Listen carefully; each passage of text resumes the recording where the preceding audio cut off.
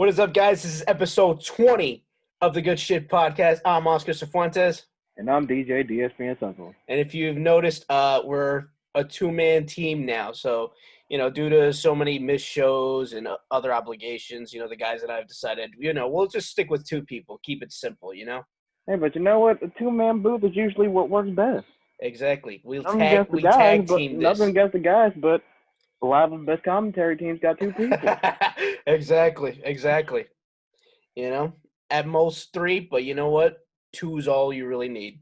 Hey, JR and the King worked a lot better than the setup they got now. Oh, yeah. Absolutely. Please don't call me the King. I don't want to be called the King that way. Well, for sure I'm not JR. I'm not as good commentating as him. So. But anyway, before we get started with our normal shenanigans, first we want to acknowledge the fact that Zelina Vega has officially been released from her WWE contract as of today. So, yeah, there's WWE sent out a tweet this morning saying, their usual spiel that they come to terms with Zelina Vega. And they future endeavored her for being for unionization. And as we know, Vince is exactly the most for unionization, considering what he's currently doing right now. For real. But in all honesty, we do wish her the best in whatever she does in her future. Hopefully, we see she got a strong resume. She'll find work. Yeah, I was gonna say we've seen her body of work, so we know what she's capable of. Yes, she did. I don't think she's ever had an official one-on-one match, but we know what she's capable of. You know what I mean? I think she might have, maybe not on the main roster. Well, no, she had a championship match, I think. Did she? I honestly don't remember. I think she had a championship match against against Asuka, I think. Oh, then I completely forgot about that. I think she wrestled Candice LeRae a couple times in NXT, but even so, it's only been like four matches in the time she's been there. She's had a handful of matches in her entire WWE career. It's only been like 4 or 5 matches in the time she's been there, official matches. But she's obviously been involved in matches. But yeah, but we both know she'll be fine as a wrestler or as a manager. We've seen her do great things with Andrade and Angel Garza. Now I just want to see what she does on her own. You know what I mean? Whether it's, doing work in the indies, maybe she could take a trip to Japan, get her name out there in Stardom. Or she already had a wrestling background working as Rosita in TNA. We've obviously seen her as a valet. She's got that New York charisma, so that she can handle a mic. And we've seen her. Or hell, maybe our buddy JD will see her in a House of Glory real soon if she sticks around in New York. So. Maybe, and hopefully House of Glory starts back up, so maybe we can start going to shows again. We'll see where it goes. But another thing we want to acknowledge is, we want to send our thoughts and prayers to the Guerrero family, as today marks the 15th anniversary of Eddie Guerrero's passing.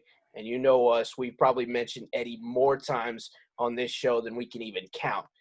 Eddie has been such an influence. We love Eddie. We can't get enough of Eddie, man.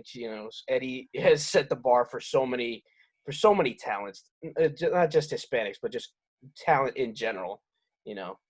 Oh, you saw he went pretty far in our best wrestler tournament, and we also dedicated a segment. he made what, the Elite Eight, right? Yeah, I want to say he made the Elite Eight at the quarterfinals, something like that. Yeah, you made the quarterfinals. So top 10 for best wrestler of all time. Absolutely. It's been 15 years, and Jesus, it's. It don't feel that long. It really doesn't, but he will be missed. He's still missed, even after 15 years. And we just send our thoughts and prayers to Vicky, Shaw, and his entire family. And you know what they say, legends never die, and Eddie's for sure a legend. Legends never. Por siempre. All right. Now, about a week ago, we had Full Gear, and I don't know about you, brother, but a lot of people have been saying that this has been AEW's best pay-per-view this year. You know what I mean? This calendar 2020 year, Full Gear has been their best show. And you know what? I kind of agree with them. You know, they had a lot of big matches, good quality in those matches. I don't know. What's your thoughts on it? So I wasn't able to watch the show, but based on what I saw at Double or Nothing and what I heard about the show, seeing how JD praised it so much, that's what I have to go off of. But seeing how he praised it so much, I would probably have to agree because he said the exact same thing. Yeah, I was gonna say, like this was probably one of the best shows ever. You know, the Kenny and Hangman tore the house down. Bucks and FTR, like that was a dream match. And even if you knew they were going to steal the show, even if Matt wasn't 100%, they still brought it. They still put on a classic with an injury. Oh that's yeah, saying a lot. And it's not like just a finger injury, nothing like that. You can work around that. They use their legs in almost every part of their offense. Yeah, and I was actually listening to JD yesterday, and he was talking about Matt's injury, and apparently Matt's been injured for a while now, and like I think some part of like the back of his leg is torn. I can't remember the exact. I think he said like an MCL, which like is MCL or an minor. MN something. I can't remember the exact part of his leg. I want to say I heard it was like a partially torn MCL and a partially torn like ACL.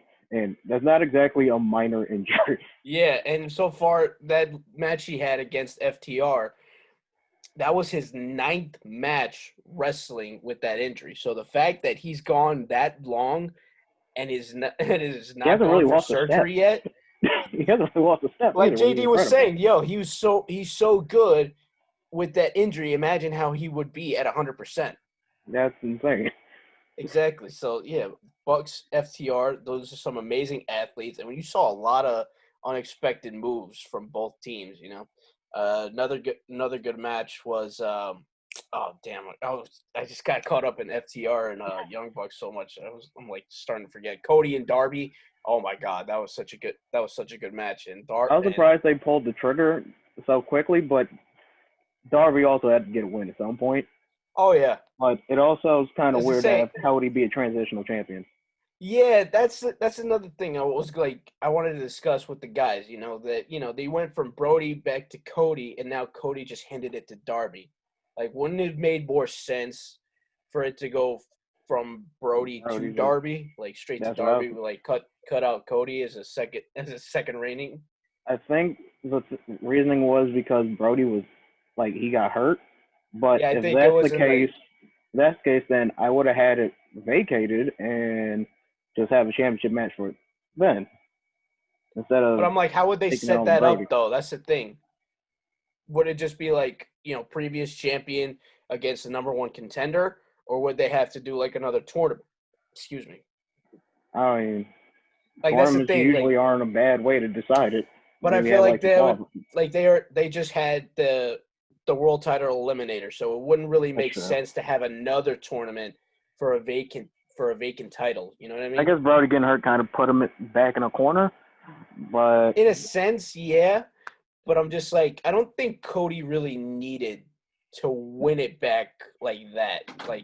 Like I was saying before, maybe they could have done it like previous champion against number one contender, and like they had already set up Darby as like.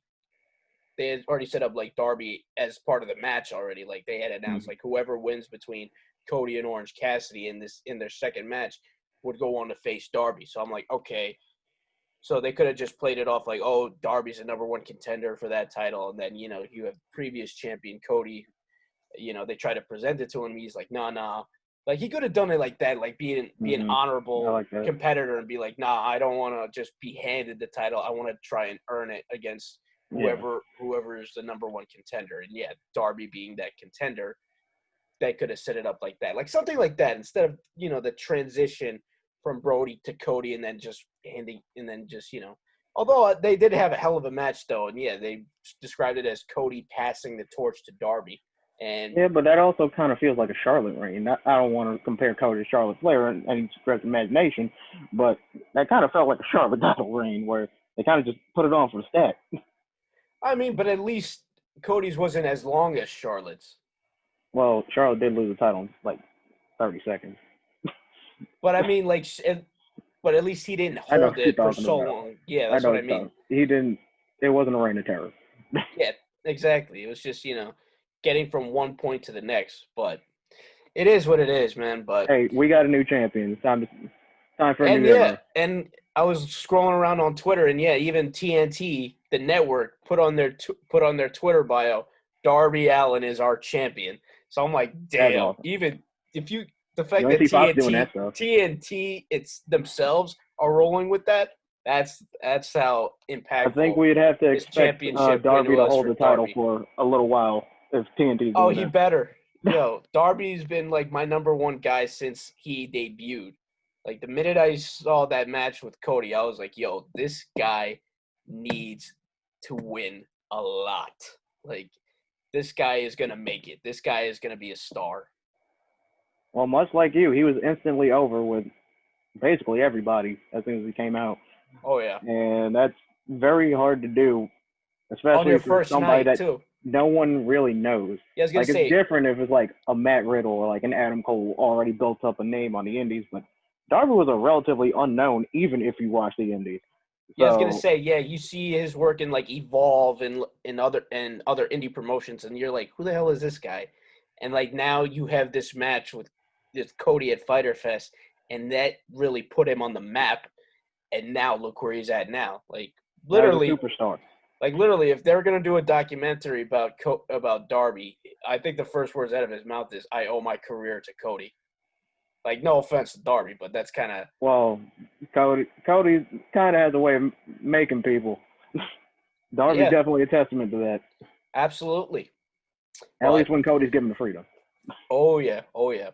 But while we're still on Full Gear, before we hit the next topic, oh man, I'm trying to think what other barn burner matches did we have at Full Gear? Oh man, I'm trying to. I'm low key trying to like pull up the carbs just to remember. Jericho MJF. Jericho MJF. Yes, that was another one. Yo, MJF has officially become Inner Circle. A part of the Inner Circle. Him and Wardlow, technically, since like Wardlow's under contract. They ain't really invite Wardlow. Wardlow just came along because he's with MJF, but we get the picture. Absolutely. Can't hurt to have two heavies. Nah. Plus, it also works if they want to introduce trios titles now, the way I see it. You know what I mean? Because like I feel like that's something that's going to be built up very, very soon. The fact that we're going to get like trios titles, and I feel like it wouldn't be a bad addition because now the Inner Circle has the perfect amount of people to take all the gold. Like, you know what I mean? You get Jericho to win the world title again. Whoa. You can have Sammy or MJF win the TNT title. Santana and Ortiz get the tag team titles, and then you have Hager, Wardlow, and either Sammy or MJF holding those trios titles. I think it'd probably be better if Sammy took the TNT because he's a little more of a baby face. I feel MJF is more of a world championship eventually. Oh, no, absolutely. It's like, so I think the trios title with MJF and the two heavies would work more for that. But yeah, they can do an undisputed era and have a gold rush. Again, yeah. And if they really want to go for all the gold, they would bring a woman into the faction. Because that's the way I see it. If you really want all the gold in a faction, you have to get somebody to hold every single title. So I don't know. Maybe it's time to start recruiting, some of the women in. But maybe I think Britt Baker could maybe fit in there. I was gonna say who would be a perfect fit for the Inner Circle. Right now, I think it would probably be Britt Baker. She's a heel. She's not with anybody. She's kind of riding solo, and she's a contender for the championship. I don't see Sheeta joining a heel faction. Absolutely. Isla's already being managed. Red Velvet is relatively new, and Anna Jay is part of the Dark Order. I think Britt Baker would be the perfect fit. Yeah, that'd probably be my best guess. But finally, to top it off, we had Mox against Eddie Kingston. We all knew Mox was going to take it. The question I was going to ask when we were going to do our prediction was, what are these guys going to do to each other in that match? Because let's face it, we all had predictions for Moxley taking, we all knew Mox was going to win, but the question was, how far were they going to go? Yeah. And we probably all figured they were going to be physical as hell because that's their style. and they also work well with each other. They both like that type of environment. I don't think anybody expected thumbtacks to the back with alcohol. Yeah. But I don't know. I don't mean to laugh at this, but like, towards the end of the match, you know what I did? I started scrolling through Renee Young's Twitter. I'm sure that was a movie. Yo, I'm sorry, Renee, but that was the funniest thing to start reading. It probably wasn't funny for her, but it was entertaining for everybody else. I was gonna say I would refresh like maybe every 2 minutes, and it would be something new. Just be like, can I quit on this match? I hate this. And like she even had the emoji where all the with the face with like all the lines going like this, like I'm like, Jesus Christ. Like I think that's what we just got to do from now on. Just like, and I think she also had like her. I think she said she showed it to his mom, and she also wasn't a fan of it. Oh no, I don't think any mother would want to see the brutality. Probably not.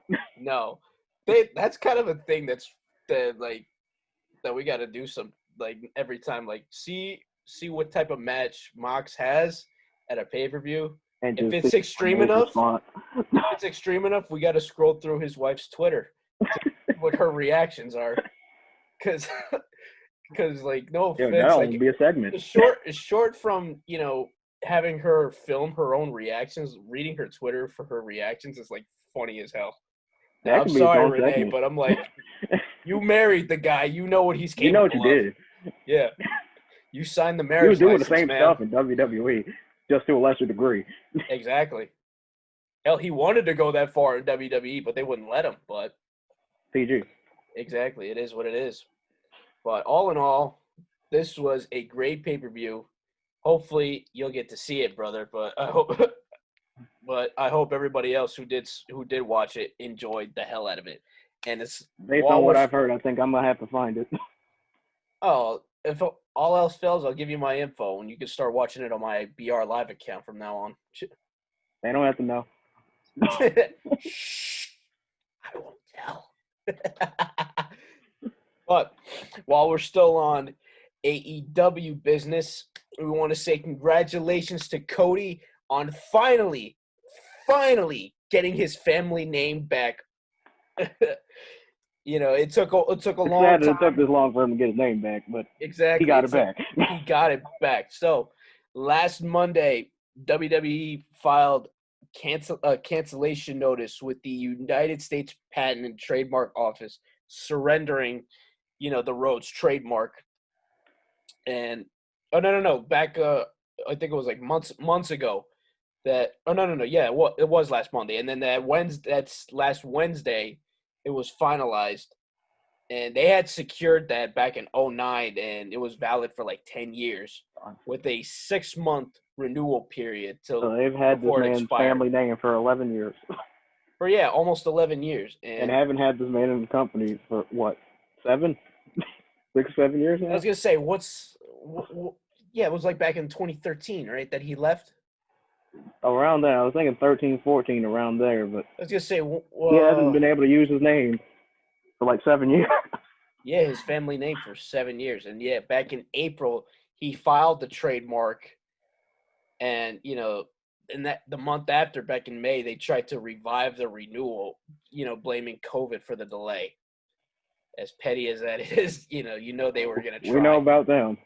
Oh yeah, and so back by the time July hit, the trademark office had refused the renewal, and that cancellation gave Cody the leverage, and he now has ownership of his own name up until January. He has until January 2021 to renew the trademark. So he's got his name, but again, unless Vince is gonna be extremely petty and try to get it back, Cody's got to stay on top of when his name's trademark's up for grabs. Hey, man, I don't know why Vince would do that. He ain't gonna have another Rose there for a while. If ever. I was gonna say not unless Cody and Brandy squeeze out a kid and he decides to go to WWE. If AEW's still around, I was gonna say, or does Dustin have kids? Does Dustin have kids that want to be wrestlers? Not that I know of. Yeah. But hey, it's finally good to hear Justin Roberts finally be able to say the American Nightmare Cody Rhodes instead of just stopping at Cody. I was going to say, that announcement that Justin Roberts did, he was like, the American Nightmare, Cody Rhodes. That was so good to hear after so many years, man. And you know what? He hasn't really used it because how long did he have the Stardust gimmick before he left? I think he was using it for like 2 years before he left. So he actually hasn't been. He hasn't used it since like 2010. I think the last time he used it was Dashing Cody Rhodes. He was Dashing. He was Legacy, then Dashing Cody Rhodes, and then Stardust, I think. No. Then the face mask, then regular Cody Rhodes. Because then he had the tag team with Dustin for a while before he became Stardust. Right. So I think it was probably maybe about 2015 he left. But he came up with the Stardust character, I think, that might be like 13, 14. 2014. So yeah, 6 years. We haven't heard the name Cody Rhodes. Jesus Christ. I don't think there will be an issue with him renewing his patent for his own name. So I imagine it'll be used much further than January 2021. Oh yeah, absolutely. But we are just so glad to hear Cody Rhodes in AEW. He can finally be himself again. Absolutely. Well, it's never stopped him from being himself, but he has his official name, the name he came up with, the name that made him as big as he is now. You know, just his legacy, his family's legacy back on his shoulders. You know, he can finally rub the dust off the star. Exactly. Hell, for all we know, he can be as dashing as he wants to be. Oh, he already is. He got Brandy. That's a good point, my brother. But once again, Cody, congratulations on getting your name back, my brother. Yes, sir. Man. So this part, brother, I got to fill you in on this part. So apparently Netflix is partnering up with WWE to create a documentary about Vince McMahon. Oh, dear Lord. The problem with this is I feel like it's only going to be overwhelmingly positive. That's what I'm saying. Like, WWE, we know all the dirt that's out there on him. I was gonna say, I can only imagine it's going to be overwhelmingly positive. I was gonna say, hold on, let me get my notes out of the way. So it's gonna be a 4-part docuseries. Bill Simmons is an executive producer. The release date's still unknown, and Stephanie actually had a meeting had an interview, with Token CEO, and basically she was just saying that everything on this documentary is going to mention, from death threats and trailer parks to courage, guts, and take no prisoners attitude, everything about her old man. But I'm thinking to myself, how much of the truth are they actually going to put in this documentary? Because, again, you were saying just a second ago, my brother, that we know a lot of dirt on Vince McMahon. So I'm just wondering what exactly. I have a big ass smile on my face because as soon as you said "take no prisoners," is the exact opposite of what has been going on for the last 5 to 10 years. They have literally been prisoners. I was just gonna say, what exactly, or let me actually rephrase that. How much of the truth? Oh my! I can't even word this because I'm just like. How much are they gonna shine a light on the truth? Because, exactly. How much bullshit are they gonna leave out? Like, are they gonna leave out the whole thing about how he handled the Jimmy Snuka thing, how he handled Chris Benoit, how he handles his talent currently, how he couldn't freaking provide them health insurance. It's a WWE thing. It's a Netflix cross WWE thing. So I don't think they're having any negative stuff about him. That's what I'm saying. They might have some independent. Or they might have some stuff where it makes Vince look like he's conquered it all. It's the bad business breaks. We lost it. We lost. Damn well they're going to put the fact that he's making more money now in if anything, state of crisis than he's ever made. I was gonna say they're probably not even gonna mention Chris Benoit because it's a WWE. No, because that's basically redacted. I was gonna say Chris Benoit doesn't exist on their radar, so they might not even mention him. If they do, I will be fucking shocked, man. I don't think they will. It's probably going to be mostly like Undertaker, because you can't really have one without the other. Probably a lot of like building up the Rock and Stone Cold storyline, because that's an iconic part of his role. And probably like the whole Monday Night Wars and Ruthless Aggression stuff. All stuff we have probably already heard, mixed in with some stuff that we probably don't know about, but that's kind of hard to find at this point in Vince's life. Like, he's kind of his entire life story is out there already. Pretty much. It's just more of I don't know what else they could add, but they probably got some archives that's been sealed away from the public that they might reveal now. Possibly. That's the thing. Again, I'm not even going to say I'm looking forward to watching the documentary. I just want to watch it just to see what exactly they put in the story. Like, what secrets do they tell us? Well, when it comes right down to it, we're still wrestling fans, so there's still at least some sort of interest. Like, Vince McMahon is still responsible for the reason most of us got into wrestling in the first place. Very true. So well, there's already invested interest, but we're also more woke than we were before as to how Vince actually operates.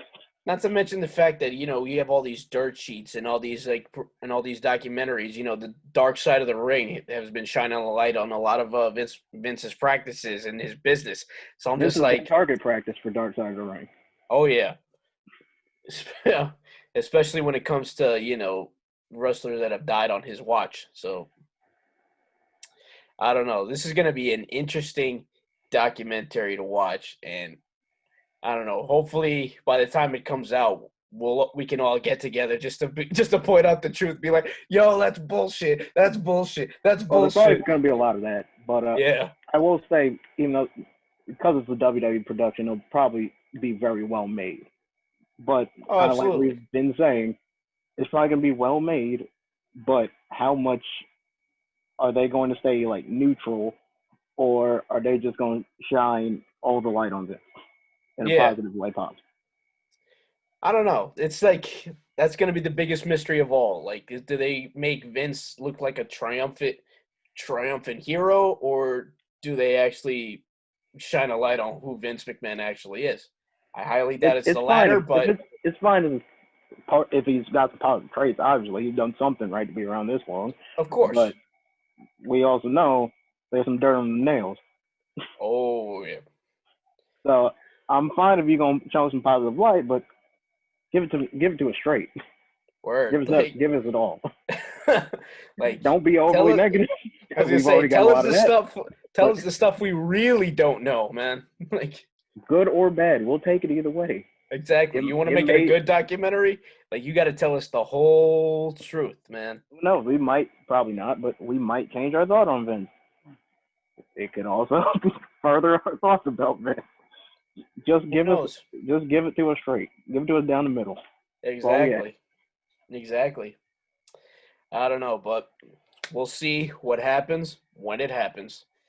Finally, guys, we're going to talk about something that we're excited about. Oh, hell yeah. Oh, my God. So, we know we talked about it maybe a few weeks ago that AEW was in production with their first video game. Well, now they have launched AEW Games and have given us a sneak preview 3 games of their upcoming video game, mobile app, and what was I'm not even sure what the third one is. It's like a casino game. Well, I don't know if it's going to be like poker or something like that. I think, there's also like a AEW Games clothing line. So, yeah, because they got one hell of a team working there. So, because you have Kenny in charge of the video game, Aubrey Edwards, I believe, is in charge of the mobile app. Britt Baker is in charge of the clothing line, and I forget what Cody was in charge of. I didn't really exactly watch the whole. You didn't see the whole thing. But based on what I did see and the fact that I was so hyped about this, they scored Ukes Entertainment or Ukes Media, the video game that WWE had lost. the fact that company that has made some of the best WWE games of our childhood. Oh, absolutely. Obviously we all know they wanted to get away from 2K, as you were saying that the other day. But yeah, they still wanted to make wrestling video games, and lo and behold, AEW comes along, and I guess I just want to know who approached who when it came to that meeting. Like, did Cody and Kenny approach Ukes, or did Ukes approach Cody and Kenny? Sometimes it might have been mutual, because I'm sure Kenny and Cody wanted the best video game possible. Because not Cody, maybe Kenny. Cody, but Kenny he's a big ass nerd. Absolutely. He's probably a bigger gamer than both of us combined. Well, not probably. Definitely, he is. In fact, I'm pretty sure he's the biggest gamer out of that entire group he has. Out of him, Aubrey, Cody, and Britt. He might be the biggest gamer in the sports scene. like seriously, next to Xavier Woods, who would we consider the biggest gamer in the wrestling community? It's got to be Kenny. I don't hear about anybody else when it comes to the game. And then, like we already stated, Ukes is trying to wash off the stink of the last couple of WWE games. 2K19 is playable, but it's still not perfect. I mean, hey, I'm still playing about 2K19 every now and then. 2K19, it's playable, but when you compare it to 2K20 and what that's been and kind of still is, they didn't make a game. They didn't make a sim wrestling game this year because they were so bad. And the fact that WWE I feel like they try to compensate with Battlegrounds. Come on. It's like a knockoff All Stars, but people just go back and play All Stars. Word, but it's like they tried to do the same thing with NBA Playgrounds, but Playgrounds didn't really go. Playgrounds 1 did all right. Playgrounds 2 went nowhere. Word, it's so geez. Battlegrounds is kind of like Playgrounds 2.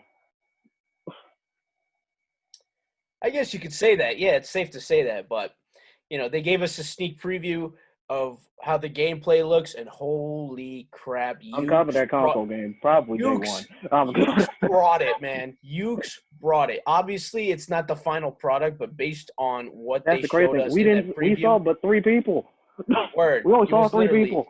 It was literally, Kenny, Jericho, and Shida. And the fact that, they started off with, Kenny and Jericho going at it. And then all of a sudden, the next image we have is Shida going against Kenny. So I'm just like, are they including intergender matches? No, I didn't think that. I knew we had intergender matches. Oh, because they had Shida pull up on Kenny. I'm like, they're not even AEW's not even doing intergender matches themselves, and they're gonna put it in the video game. Damn. Like I said, Kenny's a gamer. He knows what the people want. Yeah. So I'm just like, now I'm really starting to wonder how much of this are we gonna enjoy when it comes out. Not to mention the fact what console systems are they gonna be out for? Because obviously it's probably gonna be coming out for the PS. I think it's current and next gen. Because obviously, they're gonna make it for the PS5, probably for the Xbox Series X. Are they also? I'm sure they're going to make it for PS4 and Xbox One. I think they're making it for both gens, and I honestly wouldn't be surprised if they make it for PC either. So. Yeah, I mean, I wouldn't be surprised either, but I'm just so hyped. I know for a fact it's going to be on next gen because there's no point. Absolutely. There's no point in making a game exclusively for PS4 at this point. Not at all. Not especially when people are already getting their PS5s. Dude, yeah, you know how many tweets and Instagram stories I've seen with people unboxing their PS5s? I'm like, damn. I've already seen gameplay on the PS5, so yes, I already know. So yeah, this is just gonna be one hell of a game. I'm excited for not only myself but for wrestling fans all over the place who are gonna buy this game. Probably stream it on Twitch. Probably upload videos of themselves playing the game. This is gonna be one hell of a game, man. What I figured the combat kind of looked a little arcadey, not like Super Sim. It kind of looked a little bit like All Stars, but I will say the models look fantastic.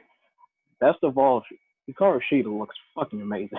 I was gonna say they got her down to a T. Exactly, that's what I'm saying. They really nailed her image. You know what I mean? to me, hands down the best model of the three that they showed. And that's not saying the other two are bad. They just got her like perfect. Yeah. I was gonna say that's probably the closest to Sheeta, like than Sheeta. Like you're not gonna find it on community creation stuff. No, not at all. Hell, we might not even need community creations if like when this game comes out, because if those graphics are really good, unless they try to like try to create like WWE wrestlers to come in for this video game. They're probably gonna. I would expect it to be creation suite because people like to create their own wrestlers. So that's the first thing I do when I buy a WWE game. Like I create my character. I let them whoop ass all over the place and just exactly. You create your own. You download others, whether that be other calls or an updated version of the people that are already in the game or people that are left out. I feel weird admitting this, but like I'll create like the first character I create will be like my own, like the one I'll actually put time and effort into creating. And then I'll make maybe like 6 or 7 more that I'll just download and just redo for myself. I don't think that's weird. I don't think that's weird personally. I don't know. That's just what I do. Because after one, I'm too lazy to do another one. So no, that's fact. That's the same with me. Because you got one you want in your image, and then you're like, well, I don't really want to spend another 5 hours making another person. Yeah, so you just download download somebody that looks at least sort of what you want, and then go from there. I don't think that's weird at all. Yeah, pretty much, but we're both very excited for this. I think the one I'm most excited for is like the move sets or like the moves that come in the game, because obviously you're gonna have your basic grappling and all that, and then the finishers. I cannot wait to load my character up with the buckshot lariat, one wing angel, Judas effect. I might add. What else is another? One of them's gonna have to be a signature, sir. You can't have 3 finishers. Well, who knows? Maybe we can have 3 finishers. We don't know what the game's gonna consist of, because it's not gonna be like WWE. You're gonna be one of those guys to make your guy 100 overall. Oh, I am like so 40 that guy. finishers in his moveset. You're gonna be that guy. I am so that guy. I'll admit it. I don't care. No actual moveset. We just have a bunch of finishers. Okay, I'm not that guy, but but I don't know. There's just they have so many good finishing moves right there. Hell, I can't wait to make a tag team, because you know what finisher I'm going to load for them too? The Gin and Juice Private Party, man. I mean, you can't go wrong with that. That's probably the best tag team finisher out right now. Next to the Melts. Well, no, I would actually put that above the Meltzer driver. Not going to lie. You can't really go wrong with either of them. They're both get you excited every time you see it, even if you root against them. But man, this is just gonna be. Oh man, welcome to the nerdy side of us, guys. Yeah, we're not even that big of gamers. That's the thing. Like this announcement is just bringing the inner nerd in us. Not just the wrestling fan, but just the video game lovers. You know what I mean? We play games too. Yeah. Plus, when you give us professional wrestling, what, we're not gonna imagine ourselves in the ring, and what better way to do it than with a video game? Come on.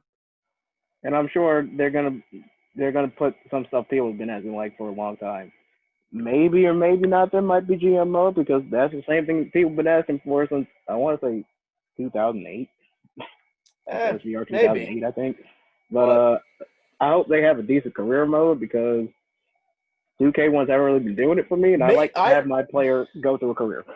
I mean, the last few career modes, I feel like they've just been like stories. You know what I mean? They've been scripted. It's like scripted stories. I think if Kenny is thinking this, which I hope he is, that it's just like you have a career mode, and it's just like every decision you make leads to like. Just have branching storylines. Just don't don't stick it to just one. Like, it's like, you have to win this match, and then you get ambushed, and there's literally nothing you can do about it. Yeah, exactly. It's just like, yo, you can either, go solo or join the inner circle. And once you join the inner circle, you could do matches with this guy, and then eventually at some point it'll give you the option to either again go solo or stay with the inner circle. Hell, if you lose and get your ass beat, they kick you out the inner circle. Exactly, something like that. Make it like an actual career where every decision you make impacts your gameplay. You know what I mean? Exactly. Oh man, but don't make us start out in some rusty ass gym and then have to. My God. don't have to wrestle out in the snow with a whack ass name like Buzz. Like, yo, come on. Why give us the option to give our character a name? Don't give me a name if I can't use my name. Exactly, right? Red and Trey were not the most creative names you could have come up with. Word. And who the hell came up with that Buzz? Like Baron Blade.